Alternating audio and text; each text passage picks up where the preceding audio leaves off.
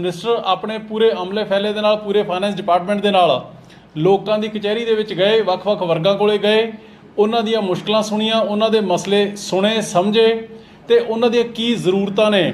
ਕਿਉਂਕਿ ਜਿਸ ਦੇ ਉੱਪਰ ਪੈਸਾ ਖਰਚਣਾ ਹੁੰਦਾ ਜਾਂ ਜਿੱਥੋਂ ਪੈਸਾ ਆਉਣਾ ਹੁੰਦਾ ਹੈ, ਸਭ ਤੋਂ ਵਧੀਆ ਉਪਰਾਲੇ ਨੇ ਜਿਹੜੇ ਉਹ ਉਹੀ ਲੋਕ ਦੱਸ ਸਕਦੇ ਹੁੰਦੇ ਨੇ, ਜਿਸ ਦੇ ਤਹਿਤ ਹਜ਼ਾਰਾਂ ਲੋਕਾਂ ਤੋਂ ਜਿਹੜੇ ਸੁਝਾਅ ਮਿਲੇ, ਜਿਨ੍ਹਾਂ ਨੂੰ ਇਸ ਬਜਟ ਦੇ ਵਿੱਚ ਕਲਮਬੰਦ ਕੀਤਾ ਗਿਆ ਹੈ।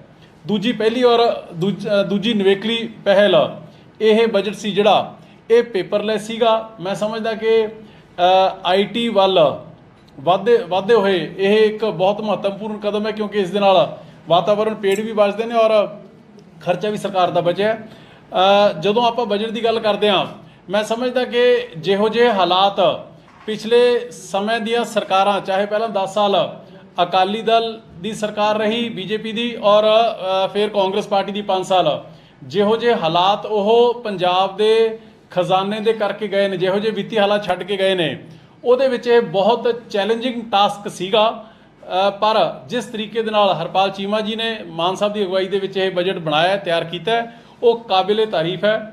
ਔਰ ਮੈਂ ਤੁਹਾਨੂੰ ਥੋੜਾ ਬੈਕਗਰਾਊਂਡ ਦੇ ਵਿੱਚ ਲੈ ਕੇ ਜਾਣਾ ਚਾਹੂੰਗਾ ਕਿ ਪੰਜਾਬ 1985-86 ਦੇ ਵਿੱਚ ਰੈਵਨਿਊ ਸਰਪਲਸ ਸਟੇਟ ਸੀਗਾ ਔਰ ਅੱਜ ਪੰਜਾਬ ਦੇ ਸਿਰ 2,85,000 ਕਰੋੜ ਰੁਪਏ ਦਾ, ਜਿਸ ਦੇ ਵਿੱਚ 2,63,000 ਕਰੋੜ ਰੁਪਏ ਦਾ ਕਰਜ਼ਾ ਔਰ 22,000 ਕਰੋੜ ਰੁਪਏ ਦੀਆਂ ਜਿਹੜੀਆਂ ਗਰੰਟੀਜ਼ ਦਿੱਤੀਆਂ ਹੋਈਆਂ ਨੇ ਬੋਰਡਸ ਔਰ ਕਾਰਪੋਰੇਸ਼ਨ ਨੂੰ, ਉਹ ਪੰਜਾਬ ਦੇ ਸਿਰ ਕਰਜ਼ਾ ਹੈ, ਜਿਹੜਾ ਕਿ GSDP ਦਾ ਤਕਰੀਬਨ 46% GSDP ਮਤਲਬ ਗ੍ਰੋਸ ਸਟੇਟ ਡੋਮੈਸਟਿਕ ਪ੍ਰੋਡਕਟ ਵੀ ਜਿੰਨੀ ਟੋਟਲ ਕੁੱਲ ਉਤਪਾਦ ਹੁੰਦਾ ਸਟੇਟ ਦੇ ਵਿੱਚ, ਉਹਦਾ ਤਕਰੀਬਨ 46% ਬਣ ਜਾਂਦਾ ਹੈ। ਤੇ ਬੜੇ ਦੁੱਖ ਦੇ ਨਾਲ ਕਹਿਣਾ ਪੈਂਦਾ ਕਿ ਪਿਛਲੇ ਸਰਕਾਰਾਂ ਦੀਆਂ ਨਲਾਇਕੀਆਂ ਔਰ ਮਾੜੀਆਂ ਨੀਤੀਆਂ ਦੀਆਂ ਵਜ੍ਹਾ ਕਰਕੇ ਇਹ ਕਰਜ਼ਾ, ਜਿਹੜਾ ਕਰਜ਼ੇ ਦੀ ਪੰਡ ਹੈ ਜਿਹੜੀ, ਉਹ ਮੁਲਕ ਦੇ ਵਿੱਚ ਸਭ ਤੋਂ ਭਾਰੀ ਹੈ, ਜਿਸ ਦੀ ਵਜ੍ਹਾ ਕਰਕੇ ਪਰ ਕੈਪੀਟਾ ਇਨਕਮ ਯਾਨੀ ਕਿ ਪ੍ਰਤੀ ਵਿਅਕਤੀ ਆਮਦਨ ਹੈ ਜਿਹੜੀ ਕਿ 2000 ਦੇ ਵਿੱਚ ਪੰਜਾਬ, ਜਿਸ ਦੇ ਵਿੱਚ ਪਹਿਲੇ ਨੰਬਰ ਤੇ ਹੋਇਆ ਕਰਦਾ ਸੀਗਾ ਆਮਦਨ ਦੇ ਵਿੱਚ,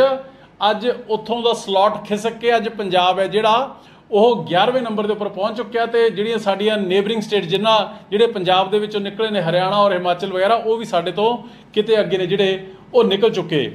ਇਹੋ ਜਿਹੇ ਮਾੜੇ ਵਿੱਤੀ ਹਾਲਾਤਾਂ ਦੇ ਬਾਵਜੂਦ ਵੀ ਪਰ ਮੈਂ ਸਮਝਦਾ ਕਿ ਬੇਮਿਸਾਲ ਕੰਮ ਹੈ ਜਿਹੜਾ ਉਹ ਮਾਨ ਸਾਹਿਬ ਦੀ ਸਰਕਾਰ ਨੇ ਔਰ ਫਾਈਨੈਂਸ ਮਿਨਿਸਟਰ ਹਰਪਾਲ ਚੀਮਾ ਜੀ ਨੇ ਕੀਤਾ, ਜਿਸ ਦੇ ਤਹਿਤ ਜੇ ਮੈਂ ਅੱਜ ਗੱਲ ਕਰਾਂ ਕਿ ਮੇਜਰ ਐਲੋਕੇਸ਼ਨਸ ਨੇ ਜਿਹੜੀਆਂ ਉਹ ਸਾਡੇ ਇਲੈਕਸ਼ਨਸ ਤੋਂ ਪਹਿਲਾਂ ਪਾਰਟੀ ਨੇ, ਅਰਵਿੰਦ ਕੇਜਰੀਵਾਲ ਜੀ ਨੇ, ਸਾਡੇ ਸੁਪਰੀਮੋ ਨੇ, ਭਗਵੰਤ ਮਾਨ ਜੀ ਨੇ ਕਈ ਵਾਅਦੇ ਕੀਤੇ ਸੀਗੇ, ਗਰੰਟੀਆਂ ਦਿੱਤੀਆਂ ਸੀਗੀਆਂ, ਜਿਨ੍ਹਾਂ ਨੂੰ ਇਹਨਾਂ ਦੇ ਵਿੱਚ ਲਾਗੂ ਕੀਤਾ ਗਿਆ ਔਰ ਪ੍ਰੋਵੀਜ਼ਨਸ ਨੇ ਜਿਹੜੀਆਂ ਉਹ ਕੀਤੀਆਂ ਗਈਆਂ ਨੇ।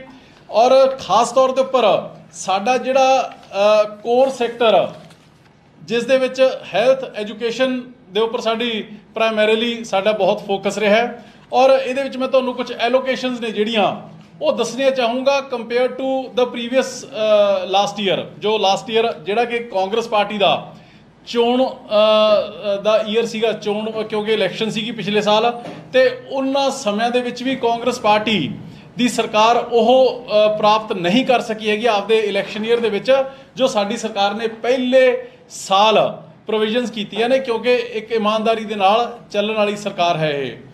ਜੇ ਮੈਂ ਗੱਲ ਕਰਾਂ ਐਜੂਕੇਸ਼ਨ ਦੀ, ਸਕੂਲ ਔਰ ਹਾਇਰ ਐਜੂਕੇਸ਼ਨ ਦੇ ਵਿੱਚ ਪਿਛਲੇ ਸਾਲ 13,596 ਕਰੋੜ ਦੀ ਐਲੋਕੇਸ਼ਨ ਸੀਗੀ, ਜਿਹੜੀ ਕਿ ਇਸ ਸਾਲ 15,758 ਯਾਨੀ ਕਿ 16% ਦਾ ਇਜ਼ਾਫਾ ਹੈ ਜਿਹੜਾ ਉਹ ਇਸ ਸਾਲ ਸਿਰਫ ਔਰ ਸਿਰਫ ਐਜੂਕੇਸ਼ਨ, ਸਕੂਲ ਔਰ ਹਾਇਰ ਐਜੂਕੇਸ਼ਨ ਦੇ ਵਿੱਚ ਕੀਤਾ ਗਿਆ। ਇਸੇ ਤਰੀਕੇ ਦੇ ਨਾਲ ਹੈਲਥ ਐਂਡ ਫੈਮਿਲੀ ਵੈਲਫੇਅਰ ਦੇ ਵਿੱਚ ਪਿਛਲੇ ਸਾਲ ਇਹ 3822 ਸੀ, ਇਸ ਵਾਰੀ 4731 ਕਰੋੜ ਦੀ ਪ੍ਰੋਵੀਜ਼ਨ ਕੀਤੀ ਗਈ, 24% ਇਹਦੇ ਵਿੱਚ ਇਜ਼ਾਫਾ ਕੀਤਾ ਗਿਆ, ਜਿਸ ਦੇ ਵਿੱਚ ਪਹਿਲੇ ਪੜਾਅ ਦੇ ਵਿੱਚ ਹੀ 15 ਅਗਸਤ ਨੂੰ 75 ਜਿਹੜੇ ਮੁਹੱਲਾ ਕਲੀਨਿਕ ਨੇ ਉਹ ਬਣਾਏ ਜਾ ਰਹੇ ਨੇ। 2 state of the art college ਜਿਹੜੇ ਹਸਪੀਟਲਸ ਨੇ ਉਹ ਪੰਜਾਬ ਦੇ ਵਿੱਚ ਬਣਾਏ ਜਾ ਰਹੇ ਨੇ, ਤੇ ਅਗਲੇ 3 ਸਾਲਾਂ ਦੇ ਵਿੱਚ 3 ਹੋਰ ਬਣਾਏ ਜਾਣਗੇ। ਔਰ ਜਿਹੜੇ 16 ਨਵੇਂ ਮੈਡੀਕਲ ਕਾਲਜ ਨੇ ਜਿਹੜੇ ਉਹ ਪ੍ਰਪੋਜ਼ ਕੀਤੇ ਗਏ ਨੇ। ਸੋਸ਼ਲ ਵੈਲਫੇਅਰ ਐਂਡ ਜਸਟਿਸ ਦੇ ਵਿੱਚ 13% ਦਾ ਵਾਧਾ ਕਰਦੇ ਹੋਏ 6562 ਤੋਂ 7437 ਕਰੋੜ ਰੁਪਏ ਦਾ। ਇੰਡਸਟਰੀਜ਼ ਐਂਡ ਕਾਮਰਸ ਦੇ ਵਿੱਚ 2136 ਕਰੋੜ ਤੋਂ ਵਧਾ ਕੇ 3163 ਕਰੋੜ, ਯਾਨੀ ਕਿ ਵੌਪਿੰਗ 48% ਦਾ ਵਾਧਾ ਜਿਹੜਾ ਉਹ ਕੀਤਾ ਗਿਆ। ਔਰ ਇਹਦੇ ਨਾਲ ਹੀ ਇੱਕ ਕਮਿਸ਼ਨ ਐਸਟੈਬਲਿਸ਼ ਕੀਤਾ ਜਾਏਗਾ, ਜਿਹੜਾ ਕਮਿਸ਼ਨ ਦੇ ਵਿੱਚ ਮੈਂਬਰਸ, ਇੰਡਸਟਰੀਲਿਸਟ ਔਰ ਵਪਾਰੀ ਹੋਣਗੇ ਤੇ ਉਹ ਆਪਣੇ ਫੈਸਲੇ ਔਰ ਮਸਲੇ ਖੁਦ ਹੱਲ ਕਰਨਗੇ। Food and supplies and consumer affairs ਦੇ ਵਿੱਚ 941 ਕਰੋੜ ਰੁਪਏ ਪਿਛਲੇ ਸਾਲ ਤੋਂ ਵਧਾ ਕੇ 1423 ਕਰੋੜ, ਯਾਨੀ ਕਿ 51% ਦਾ ਵਾਧਾ, ਜਿਹੜਾ ਕਿ ਇੱਕ ਸਾਡੀ ਕਮਿਟਮੈਂਟ ਸੀ ਕਿ ਘਰ ਘਰ ਅਸੀਂ ਆਟਾ ਜਿਹੜਾ ਉਹ ਪਹੁੰਚਾਵਾਂਗੇ। ਇਹਦੇ ਵਿੱਚ ਪ੍ਰੋਵੀਜ਼ਨ ਹੋਏਗੀ ਲੋਕਾਂ ਨੂੰ ਕਿ ਲੋਕਾਂ ਨੇ ਆਟਾ ਚੂਜ਼ ਕਰਨਾ ਜਾਂ ਕਣਕ ਚੂਜ਼ ਕਰਨੀ ਹੈ, ਉਹਨਾਂ ਦੀ ਮਰਜ਼ੀ ਹੋਏਗੀ। ਐਮਪਲੋਇਮੈਂਟ ਜਨਰੇਸ਼ਨ ਦੇ ਵਿੱਚ ਇਸੇ ਤਰੀਕੇ ਨਾਲ 129 ਕਰੋੜ ਤੋਂ ਵਧਾ ਕੇ 170 ਕਰੋੜ 32% ਦਾ ਇਜ਼ਾਫਾ। ਸਪੋਰਟਸ ਐਂਡ ਯੂਥ ਸਰਵਿਸਿਜ਼ ਦੇ ਵਿੱਚ 52% ਦਾ ਇਜ਼ਾਫਾ ਕੀਤਾ ਗਿਆ, 147 ਕਰੋੜ ਤੋਂ ਵਧਾ ਕੇ 223 ਕਰੋੜ ਦੇ ਨਾਲ। ਮੈਡੀਕਲ ਐਜੂਕੇਸ਼ਨ ਐਂਡ ਰਿਸਰਚ ਦੇ ਵਿੱਚ 660 ਕਰੋੜ ਤੋਂ ਵਧਾ ਕੇ 1033, ਯਾਨੀ ਕਿ 57% ਦਾ, ਕਿਉਂਕਿ ਹੈਲਥ ਔਰ ਐਜੂਕੇਸ਼ਨ ਜੋ ਹੈ ਇਹ ਸਾਡੇ ਪਾਰਟੀ ਦਾ ਮੁੱਖ ਏਜੰਡਾ ਹੈ, ਕਿਉਂਕਿ ਐਜੂਕੇਸ਼ਨ ਦੇ ਨਾਲ ਹੀ ਦੇਸ਼ ਨੂੰ ਔਰ ਸਮਾਜ ਨੂੰ ਬਿਹਤਰ ਬਣਾਇਆ ਜਾ ਸਕਦਾ ਹੈ। ਇਸੇ ਤਰੀਕੇ ਦੇ ਨਾਲ ਟੈਕਨੀਕਲ ਐਜੂਕੇਸ਼ਨ ਦੇ ਵਿੱਚ 434 ਕਰੋੜ ਤੋਂ ਵਧਾ ਕੇ 641 ਕਰੋੜ, ਯਾਨੀ ਕਿ 48% ਦਾ ਇਜ਼ਾਫਾ ਜਿਹੜਾ ਉਹ ਇਸ ਸਾਲ ਦੇ ਵਿੱਚ ਕੀਤਾ ਗਿਆ ਹੈ। ਲਾਅ ਐਂਡ ਆਰਡਰ ਦੇ ਉੱਪਰ 8728 ਕਰੋੜ ਤੋਂ ਵਧਾ ਕੇ 9449, ਯਾਨੀ ਕਿ 8% ਦਾ ਇਜ਼ਾਫਾ ਕੀਤਾ ਗਿਆ। ਐਗਰੀਕਲਚਰ ਦੇ ਵਿੱਚ 3% ਦਾ ਇਜ਼ਾਫਾ ਕੀਤਾ ਗਿਆ, 11233 ਕਰੋੜ ਤੋਂ ਵਧਾ ਕੇ 11559 ਕਰੋੜ। ਔਰ ਇਸ ਤੋਂ ਇਲਾਵਾ ਜਿਹੜੇ DSR ਔਰ ਯਾਨੀ ਕਿ ਡਾਇਰੈਕਟ ਸੀਡਿੰਗ ਆਫ ਰਾਈਸ, ਸਿੱਧੀ ਬਿਜਾਈ ਔਰ ਮੂੰਗ ਦੀ ਪ੍ਰੋਕਿਉਰਮੈਂਟ ਵਾਸਤੇ 516 ਕਰੋੜ ਰੁਪਏ ਦੀ ਐਡੀਸ਼ਨਲ ਪ੍ਰੋਵੀਜ਼ਨਿੰਗ ਕੀਤੀ ਗਈ ਹੈ। ਇਸੇ ਤਰੀਕੇ ਨਾਲ ਇਨਫਰਾਸਟ੍ਰਕਚਰ ਕੈਪੀਟਲ ਐਕਸਪੈਂਡੀਚਰ ਦੇ ਉੱਪਰ ਤਕਰੀਬਨ 10,600 ਕਰੋੜ ਰੁਪਏ ਜਿਹੜਾ ਉਹ ਖਰਚ ਕੀਤਾ ਜਾਏਗਾ। ਔਰ ਲੋਕਲ ਗਵਰਨਮੈਂਟ ਦੇ ਉੱਪਰ 5237 ਕਰੋੜ ਤੋਂ ਵਧਾ ਕੇ 6336 ਕਰੋੜ, ਯਾਨੀ ਕਿ 21% ਦਾ ਇਜ਼ਾਫਾ ਜਿਹੜਾ ਇਹ ਕੀਤਾ ਗਿਆ ਹੈ। ਇਹ ਮੈਂ ਤੁਹਾਨੂੰ ਫਿਗਰਸ ਇਸ ਕਰਕੇ ਦੱਸ ਰਿਹਾ ਕਿਉਂਕਿ ਇਹ ਉਹ ਕੀ ਸੈਕਟਰਸ ਨੇ ਜਿਹੜੇ ਕਿ ਹਰੇਕ ਪੱਖੋਂ ਹਰੇਕ ਆਮ ਵਿਅਕਤੀ ਦੀ ਜ਼ਿੰਦਗੀ ਦੇ ਨਾਲ ਜੁੜੇ ਹੋਏ ਨੇ।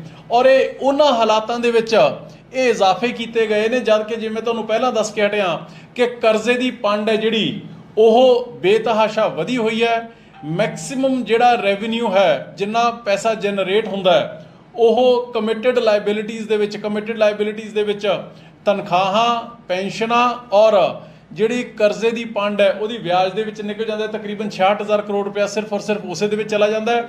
ਸੋ ਮੇਰੇ ਕਹਿਣ ਦਾ ਮਤਲਬ, ਅੱਜ ਤੁਹਾਡੇ ਰੂਬਰੂ ਹੋਣ ਦਾ ਮਤਲਬ ਔਰ ਮਕਸਦ, ਔਰ ਇਸ ਤੋਂ ਇਲਾਵਾ ਜਿਹੜੇ ਜੌਬ ਜਨਰੇਸ਼ਨ ਦਾ, ਜਿਹਦੇ ਬਾਰੇ ਵਿਰੋਧੀ ਮੈਂ ਸਮਝਦਾ ਕਿ ਜਿੰਨਾ 5 ਸਾਲਾਂ ਦੇ ਵਿੱਚ ਪਰਫਾਰਮ ਨਹੀਂ ਕਰ ਸਕੇ ਹੈਗੇ, ਉਹ ਆਮ ਆਦਮੀ ਪਾਰਟੀ ਨੇ ਪਹਿਲੇ 3 ਮਹੀਨਿਆਂ ਦੇ ਵਿੱਚ 100 ਦਿਨਾਂ ਦੇ ਵਿੱਚ ਹੀ ਉਹ ਅਚੀਵ ਕਰ ਲਿਆ, ਕਿ ਜਿਸ ਦੇ ਤਹਿਤ ਨਵੀਆਂ ਭਰਤੀਆਂ 26,454 ਭਰਤੀਆਂ ਦੇ ਲਈ 714 ਕਰੋੜ ਰੁਪਏ ਦੀ ਇਸ ਬਜਟ ਦੇ ਵਿੱਚ ਪ੍ਰੋਵੀਜ਼ਨ ਕੀਤੀ ਗਈ ਹੈ। ਔਰ ਇਸ ਦੇ ਨਾਲ ਹੀ ਜਿਹੜੀ ਰੈਗੂਲਰਾਈਜੇਸ਼ਨ ਹੋਣੀ ਹੈ 36,000 ਮੁਲਾਜ਼ਮਾਂ ਦੀ, ਉਹਦੇ ਲਈ 540 ਕਰੋੜ ਦੀ ਪ੍ਰੋਵੀਜ਼ਨ, ਯਾਨੀ ਕਿ ਸਿਰਫ ਔਰ ਸਿਰਫ ਇਸ ਇੱਕ ਸਾਲ ਦੇ ਵਿੱਚ ਨਵਿਆਂ ਨੌਜਵਾਨਾਂ ਦੀ 26,000 ਨੌਜਵਾਨਾਂ ਦੀ ਭਰਤੀ ਦੇ ਲਈ, ਔਰ ਜਿਹੜੇ ਪੁਰਾਣੇ ਕੰਟਰੈਕਚੁਅਲ ਵਗੈਰਾ ਚੱਲ ਰਹੇ ਉਹਨਾਂ ਦੀ ਰੈਗੂਲਰਾਈਜੇਸ਼ਨ ਦੇ ਲਈ 1254 ਕਰੋੜ ਰੁਪਏ ਦੀ ਪ੍ਰੋਵੀਜ਼ਨਿੰਗ ਹੈ ਜਿਹੜੀ ਉਹ ਕੀਤੀ ਗਈ ਹੈ। ਇਸੇ ਤਰੀਕੇ ਦੇ ਨਾਲ ਪਾਵਰ ਦੇ ਵਿੱਚ 300 ਯੂਨਿਟ ਬਿਜਲੀ ਹੈ ਜਿਹੜੀ ਉਹ 1 ਜੁਲਾਈ ਤੋਂ ਸ਼ੁਰੂ ਹੋ ਜਾਣੀ ਹੈ, ਜਿਸ ਦੇ ਨਾਲ 80% ਪੰਜਾਬ ਦੇ ਘਰਾਂ ਦਾ, ਹਾਊਸ ਹੋਲਡਸ ਨੂੰ ਸਿੱਧਾ ਬੈਨੀਫਿਟ ਹੋਣ ਜਾ ਰਿਹਾ ਹੈ। ਔਰ ਇਹ ਸਾਰਾ ਕੁਝ ਬੇਸਿਕਲੀ ਫਿਸਕਲ ਪ੍ਰੂਡੈਂਸ ਦੇ ਨਾਲ ਕੀਤਾ ਜਾ ਰਿਹਾ ਹੈ। ਫਿਸਕਲ ਪ੍ਰੂਡੈਂਸ ਦੀ ਤੁਹਾਨੂੰ ਇੱਕ ਦੋ ਐਗਜ਼ਾਮਪਲਸ ਦਈਏ ਕਿ ਜਿਸ ਤਰੀਕੇ ਦੇ ਨਾਲ MLAs, ex-MLAs ਨੂੰ ਪੈਨਸ਼ਨ ਦੀ ਇੱਕ ਬਹੁਤ ਵੱਡੀ ਵਾਈਟ ਕਾਲਰਡ ਰੋਬਰੀ ਜਿਹੜੀ ਹੋ ਰਹੀ ਸੀਗੀ, ਚਿੱਟ ਕਪੜੀਆ ਡਾਕੇ ਜਿਹੜੇ ਪੰਜਾਬ ਦੇ ਲੋਕਾਂ ਦੇ ਉੱਪਰ, ਉਹਨਾਂ ਦੀ ਜੇਬਾਂ ਦੇ ਉੱਪਰ ਪੈ ਰਹੇ ਸੀਗੇ, ਜਿਸ ਦੇ ਤਹਿਤ 2016 ਅਕਤੂਬਰ ਦੇ ਵਿੱਚ ਉਸ ਸਮੇਂ ਦੀ ਸਰਕਾਰ, ਅਕਾਲੀ ਦਲ ਔਰ ਆਪੋਜੀਸ਼ਨ ਕਾਂਗਰਸ ਨੇ ਇੱਕ ਫੈਸਲਾ ਕਰ ਲਿਆ ਰਲ ਮਿਲ ਕੇ ਕਿ ਕਿਉਂਕਿ ਹੁਣ ਆਮ ਆਦਮੀ ਪਾਰਟੀ ਦੀ 2017 ਦੇ ਵਿੱਚ ਹਨੇਰੀ ਚੱਲਦੀ ਔਰ ਸਾਰਿਆਂ ਨੇ ਸਾਬਕਾ ਹੋ ਜਾਣਾ ਹੈ, ਮਲਟੀਪਲ ਪੈਨਸ਼ਨ ਦਾ ਕਾਨੂੰਨ ਪਾਸ ਕਰ ਲਿਆ, ਜਿਸ ਦੀ ਵਜ੍ਹਾ ਕਰਕੇ ਜਿੰਨੀਆਂ ਟਰਮਸ MLA ਰਹੂਗਾ ਕੋਈ ਵਿਅਕਤੀ ਔਰ ਫਿਰ ਐਕਸ ਹੋਊਗਾ, ਉਹਨੂੰ ਉਨੀਆਂ ਪੈਨਸ਼ਨ ਜਿਹੜੀਆਂ ਉਹ ਮਿਲਣਗੀਆਂ। ਪਿਛਲੇ ਤਕਰੀਬਨ 5.25 ਸਾਲਾਂ ਦੇ ਵਿੱਚ ਬਹੁਤ ਸਾਰੇ ਇਹੋ ਜਿਹੇ ਕਾਂਗਰਸ ਦੇ ਔਰ ਅਕਾਲੀ ਦਲ ਦੇ ਸੀਨੀਅਰ ਲੀਡਰਸ ਹੈਗੇ ਜਿਹੜੇ ਕਿ 6-6, 7-7, 5-5 ਪੈਨਸ਼ਨ ਨੇ ਜਿਹੜੀਆਂ ਲੈ ਚੁੱਕੇ ਨੇ। ਔਰ ਇਸ ਇੱਕ ਫੈਸਲੇ ਦੇ ਨਾਲ जो आम आदमी पार्टी की मान साहब की सरकार ने किया रेवन्यू इन्ना क बचेगा कि जिवें सरदार प्रकाश सिंह जी बादल वो हुण 5 वार दे मुख मंत्री और 11 वार MLA रह चुके हैं, साबका हो चुके हैं क्योंकि इलैक्शन हार गए सीगे। जे असीं ये कानून ना बनाउंदे तो 11 पेंशन ने जिहड़ियां उन्हां नूं मिलनियां सीगीआं। और ये सारे का सारा जिहड़ा फिस्कल प्रूडेंस मीनस भी जे तुसीं किवें पैसे नूं बचाउने और किवें पैसा जिहड़ा व्यर्थ जा रहा है, जिहड़ा वेस्ट हो रहा है, उहनूं किवें बचाया जाता है। उहदियां एक दो एग्जाम्पल्स मैं तुहानूं दसना चाहूँगा कि जिस तरीके दे नाल GST दे विच मेजर इंप्रूवमेंट है जिहड़ी वो होण जा रही है, जिस दे तहत तकरीबन 54% दे करीब जिहड़ा GST दा 20,550 करोड़ असीं टारगेट कर रहे हैं, जिहड़ा कि पहला पिछले साल 16,200 करोड़ सीगा, जिहड़ा कि तकरीबन 27% दा इजाफा है।